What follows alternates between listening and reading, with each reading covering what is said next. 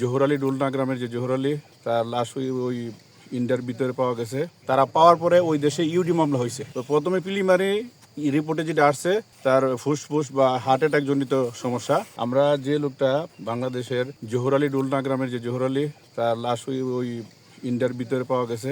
ওখানে তাদের সাথে আমরা এখন গিয়ে যেটা জানতে পারলাম, ওইখানে তার লাশটা অজ্ঞাত হিসেবে ট্রিট হয়েছে। ওইখান থেকে হাসপাতালে যাওয়ার পরে হাসপাতাল কর্তৃপক্ষ ওই সংশ্লিষ্ট খোয়াই থানা পুলিশকে ইনফর্ম করছে অজ্ঞাতনামা একটা লাশ। তারা পাওয়ার পরে ওই দেশে ইউডি মামলা হয়েছে। এটার অন্য কোনো কারণ তারা খুঁজে পাচ্ছে না। আপাতত ইউডি মামলা নিছে, নিয়ে তারা সুরতাল করে পোস্টমর্টমে পাঠাইছে। তো প্রথমে প্রিলিমিনারি রিপোর্টে যেটা আসছে, তার ফুসফুস বা হার্ট অ্যাটাক জনিত সমস্যা, এটাই আপাতত আসছে তাদের রিপোর্টে।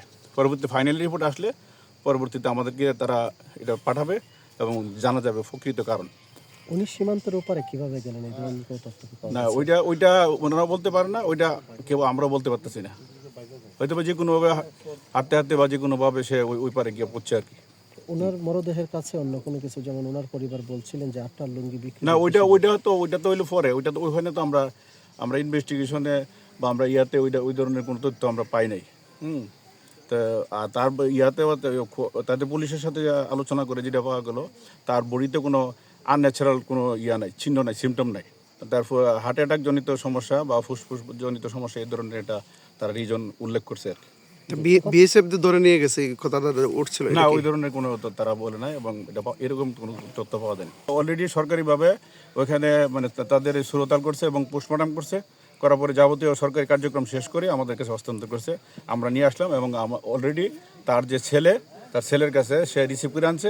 আমরা উইটনেস, আমরা সাক্ষী হিসেবে তাদেরকে কাগজে দস্তখত দিছি এবং তার ছেলেকে বুঝাই দেওয়া হয়েছে তার ছেলে ইসলামী শরীয়ত মোতাবেক দাফন কাফন করে ফেলবে। এখানে কি পোস্টমর্টম হবে না?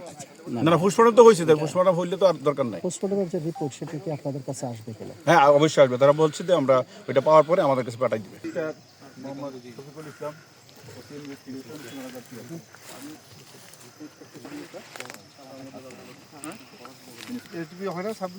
সাব ডিভিশনে সার্কেল আছে, কিন্তু আজকে আমাদের পুলিশ সুপার কার্যালয়ে মিটিং চলে। আমি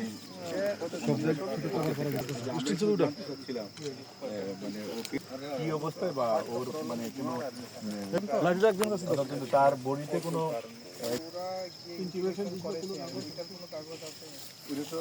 আছে